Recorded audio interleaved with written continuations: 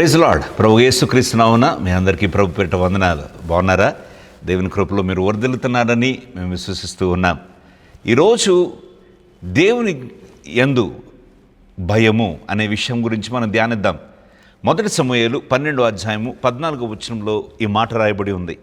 మీరు యెహోవా యందు భయభక్తులు కలిగి ఆయన మాటను విని ఆయనను సేవించి ఆయన ఆజ్ఞను భంగము చేయక మీరును మిమ్మల్ని ఏలు రాజును మీ దేవుడైన యెహోవాను అనుసరించిన ఎడల మీకు క్షేమము కలుగును.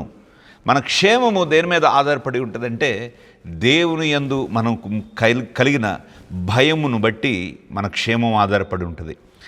ఆ భయము ఏ విధంగా ఉండాలి అనంటే అంటూ ఉన్నాడు, ఆయన మాట వినుడి, ఆయనను సేవించుడి, ఆయన ఆజ్ఞను భంగము చేయకుడి, మీరును మిమ్మల్ని ఏలు రాజు అయిన దేవుడైన యెహోవాను అనుసరించిన ఎడల అని అంటూ ఉన్నాడు. దేవుని అనుసరించాలి, ఆయన ఆజ్ఞలు మేరకూడదు, ఆయన యొక్క మాటకు విధేయత చూపించాలి. అలాగూ చేస్తే మనకు క్షేమము కలుగును అని ఇక్కడ మనం చూస్తూ ఉన్నాం. ప్రియ సహోదరి సహోదరులారా, చాలామందికి మనము క్షేమం కలగాలనుకుంటాం, క్షేమదాయకంగా మన జీవితం ఉండాలని మనము ఆలోచిస్తూ ఉంటాం. మనకు అన్నీ శుభప్రదమైన ఇదిగో పనులు లేకపోతే మన కార్యాలు సఫలమవ్వాలనే ఆలోచిస్తూ ఉంటాం. మంచిదే, దేవుడు కూడా మనకు క్షేమాన్ని ఇవ్వాలని ఇష్టపడుతున్నాడు. అయితే ఎవరికో తెలుసా? ఆయన యందు భయభక్తులు గలవారికి. నువ్వు దేవుని యందు భయభక్తులు కలిగి ఉంటే నీకు క్షేమము, నీకు నష్టం కలగదు. ఇంకా దేవుని యందు భయభక్తులు గలవారికి ఏమేమి ఉంటుందంట అని చూస్తే సామెతలు 16వ అధ్యాయం 6వ వచనంలో అంటున్నాడు, యెహోవా యందు భయభక్తులు కలిగి ఉండుట వలన మనుషులకు చెడుతనం నుండి తొలగిపోవుదురు అని అంటున్నాడు. దేవుని యందు భయము మనల్ని చెడుతనం నుంచి తొలగిస్తుందంట. ప్రియులారా, నువ్వు చెడుతనం నుంచి నువ్వు ఎంత ప్రయత్నం చేసినా బయటకు రాలేకపోతున్నావా? దేవుని యందు భయము, దేవుడు చూస్తున్నాడనే స్పృహ, ఈ ఆలోచన దేవుడు మిమ్మల్ని చెడుతనం నుండి బయటకు తొలగిస్తుంది.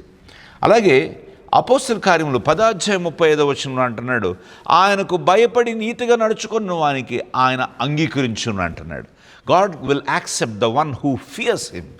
ఆయనకు భయపడు వారిని ఆయన అంగీకరిస్తాడంట. అందుకే యెహోవా యందు భయభక్తులు కలిగి ఉండాలి, ఆయన భయము కలిగిన వారిని ఆయన యాక్సెప్ట్ చేస్తాడంట. అలాగే 147వ కీర్తన 11వ వచనంలో కూడా తన యందు భయభక్తులు గలవారి యందు యెహోవా ఆనందించువాడై ఉన్నాడు అంటున్నాడు.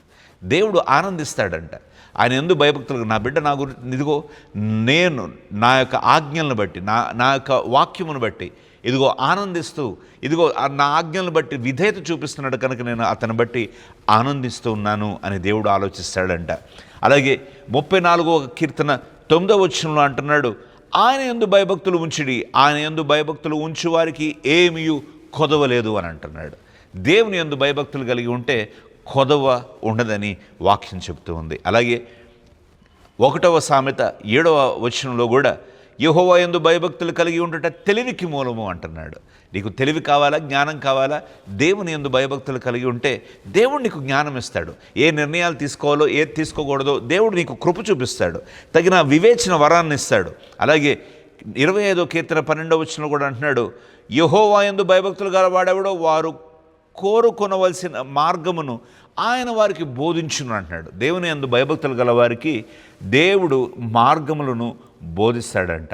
అలాగే 31వ కీర్తన 19వ వచనం అంటున్నాడు, నీ యందు భయభక్తులు గలవారి నిమిత్తము నీవు దాచి ఉంచిన మేలులు ఎంతో గొప్పగా అన్నాడు. ప్రియులారా, ఇలా చెప్పుకుంటూ పోతే చాలా చెప్పుకుంటూ వెళ్తాం. దేవుని యొక్క వాక్యమందు, ఆయన కట్టడల యందు, ఆయన యొక్క విధుల యందు మనము భయభక్తులు గలవారై, దేవుడు చూస్తూ ఉన్నాడు, దేవుడు నన్ను గమనిస్తూ ఉన్నాడు, నేను దేవునికి విధేయుడుగా ఉండాలి అన్న స్పృహ మనకు ఉన్నట్లయితే ఇదిగో ఇన్ని ఆశీర్వాదాలు కలుగుతాయి, పైపెచ్చు మనకు మేలు కలుగుతుందని వాక్యం చెప్తుంది. ప్రియ తమ్ముడు, ప్రియ చెల్లి, నువ్వు దేవునికి భయపడుతూ ఉన్నావా? మనుషులకు భయపడుతూ ఉంటావు, నువ్వు బాసుకు భయపడుతూ ఉంటావు, నీ భర్తకు భయపడుతూ ఉంటావు, లేకపోతే నీ పరిస్థితులకు భయపడుతూ ఉంటావు, లేకపోతే ఇంకా వేటి గురించో అనేకమైన భయాలతో నువ్వు ఈరోజు ఉండుండొచ్చు. దేవుని యందు భయము మనకి ఇన్ని ఆశీర్వాదాలు ఇస్తుంది. ఇదిగో మనం చెడుతనం నుంచి తొలగిస్తుంది, ఆయన అంగీకరించేటట్లు చేస్తుంది, ఆయన ఆనందించేటట్లు చేస్తుంది. అలాగే ఆయన కొదవ లేకుండా మనకు చేసేటట్లుగా దేవుని యందు భయము మనకు చేస్తుంది. ప్రియ సహోదరి సహోదరుడా, దేవుని యందు భయభక్తులు కలిగి ఉందుదుముగాక. దేవుని యొక్క భయమందు మనము నిత్యము నిలిచి ఉండి దేవుని యొక్క కృపను మనము పొందుకుందుముగాక. మీ ప్రార్థన అవసరతలు అక్కర్లు ఏమన్నా ఉంటే తప్పకుండా పై కనబడుతున్న నంబర్కి కాల్ చేయండి. మేము మీ కొరకు ప్రార్థన చేయడానికి సిద్ధంగా ఉన్నాం. చిన్న ప్రార్థన చేసుకుందాం.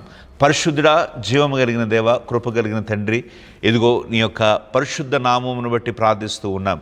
ఇదిగో తండ్రి ఈ యొక్క సమయమున మీ యందు భయభక్తులు కలిగి ఉంటే ఎంత మేలు దేవ, ఎంత భాగ్యము, ఎంత ధన్యత దేవ. నువ్వు అంగీకరిస్తావు, నువ్వు ఆనందిస్తావు అని వాక్యం చెప్తూ ఉంది.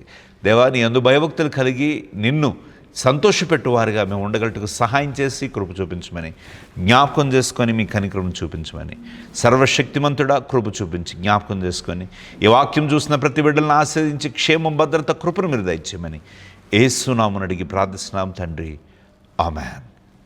ప్రియ సహోదరి సహోదరులారా, తప్పక కాల్ చేయండి. మేము మీ కొరకు ప్రార్థన చేయడానికి సిద్ధంగా ఉన్నాం. దేవుడు మిమ్మల్ని దీవించిన గాక. దేవుడి యొక్క కృపలో మీరందరూ వర్ధిల్లవలసిందిగా ప్రభుపేట కోరుచు ఉన్నాను. God bless you.